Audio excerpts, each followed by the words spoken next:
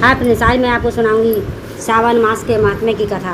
चलिए वीडियो की शुरुआत करते हैं। सुनो जी बोले, हे सूत, हे महाभाग, हे व्यास शिष्य, हे अर्क मस, आपके मुख कमल से अनेक व्याख्यानों को सुनते हुए हम लोगों को तृप्ति नहीं होती है, अपितु बार बार सुनने की इच्छा बढ़ती जा रही है। तुला राशि में स्थित सूर्य में कार्तिक मास का महात्म्य, मकर राशि में माघ मास का महात्म्य और मेष राशि में स्थित वैशाख मास का महात्म्य और इसके साथ उन मासों में जो भी धर्म है उन्हें अपने भली भांति कह दिया है।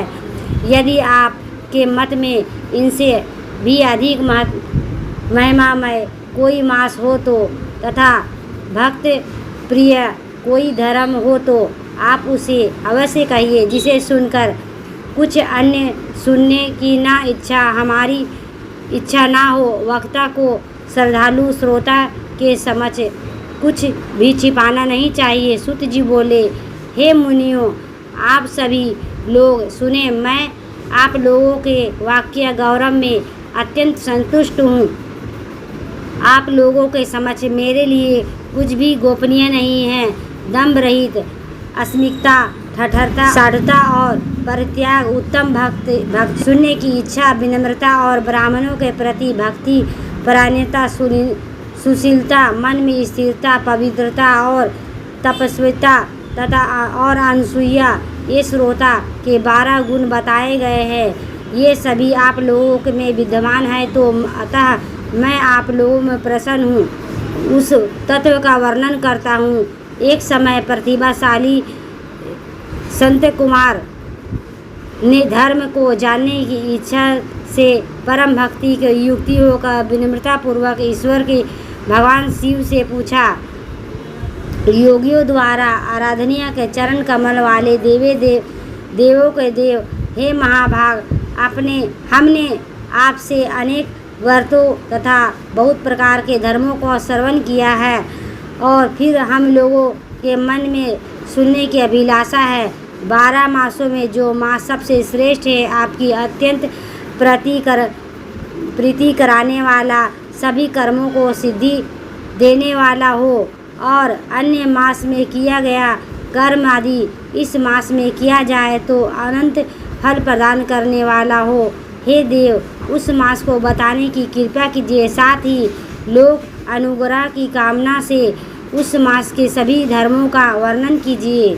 ईश्वर बोले, हे संत कुमार, मैं अत्यंत गोपनीय भी आपको बतलाऊंगी। सुरवंत, हे विधि नंदन, मैं आपकी सर्वन इच्छा तथा भक्ति से प्रसन्न हूँ। 12 मासों में सावन मास मुझे अत्यंत प्रिय है।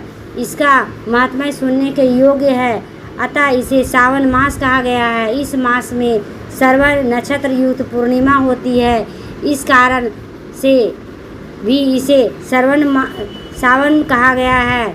इसके महात्म्य के सावन मात्र से यह सिद्धि प्रदान करने वाला है, इसलिए मैं यह श्रवण संज्ञा वाला निर्मलता गुण के कारण यह आकाश और सदृश इसलिए नभा कहा गया है।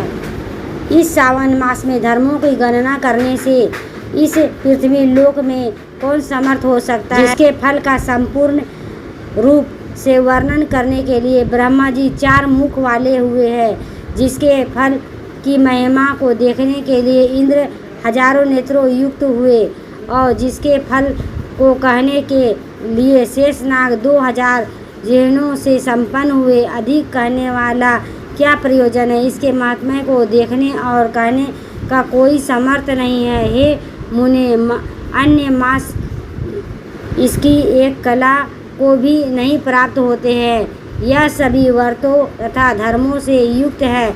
इस महीने में एक भी दिन ऐसा नहीं है जो व्रत रहित दिखाई देता है। इस मास में प्रायः सभी तिथियां व्रत युक्त है।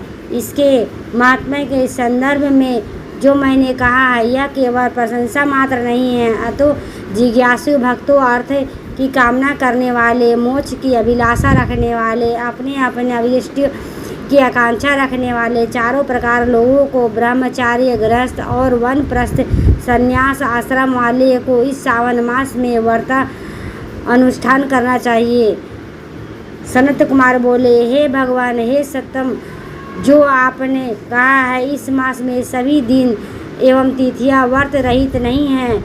जो आपने मुझे बताया है किसी तिथि में और किस किस दिन कौन सा व्रत होता है, उस व्रत का अधिकारी कौन है, उस व्रत का फल क्या है, किस किस उस व्रत को किया है और उसे उद्यापन विधि क्या है, प्रधान पूजा कहाँ हो और इसका जागरण करने की क्या विधि है और उसका देवता कौन है, उसे देवता की पूजा कहाँ होनी चाहिए, पूजन सामग्री क्या क्या होती है, किस व्रत को कौन सा समय होना चाहिए। हे प्रभु, आप सब कुछ मुझे बताइए। यह मास आपको क्यों प्रिय है, किस कारण यह पवित्र है, इस मास के भगवान में कौन सा अवतार हुआ है, इस मासों में श्रेष्ठ कैसे हुआ, इस मास में कौन कौन धर्म अनुष्ठान के योग्य है। हे प्रभु, यह सब बतलाइए और आपको समझ मुझ अज्ञानी को प्रसन्न करने की कितना ज्ञान हो सकता है, अतः आप संपूर्ण रूप से बताए। हे कृपालु, मुझे पूछने के अतिरिक्त जो भी शेष रह गया है उसे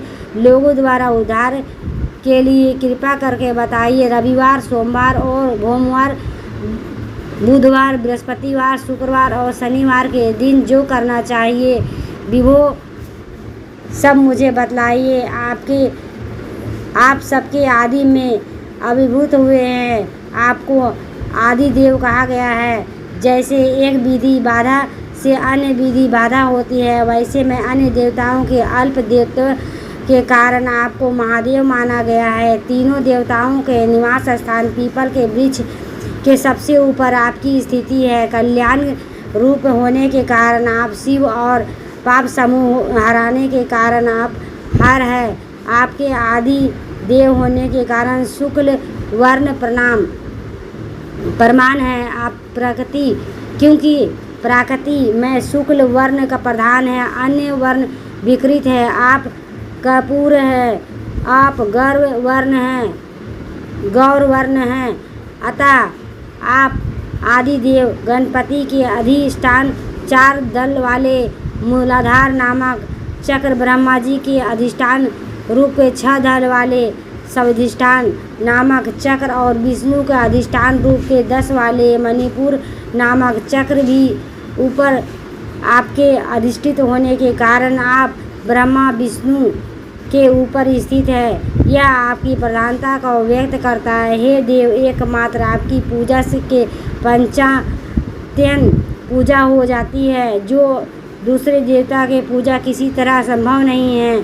आप स्वयं शिव है, आपकी कोई बाई जांग अपर शक्ति स्वरूपा दुर्गा, दाहिनी जांग पर गणपति, आपके नेत्र और सूर्य तथा हृदय भक्त राज और भगवान श्री हरि विराजमान है। अन्य के ब्रह्मा रूप होने तथा रस के विष्णु रूप होने और आपके उसका भोक्ता होने के कारण ईशान और आपके श्रेष्ठ है कि संदेह हो सकता है। आपको विरक्ति की शिक्षा देने हेतु आप शमशान तथा पर्वत राज पर निवास करते हैं।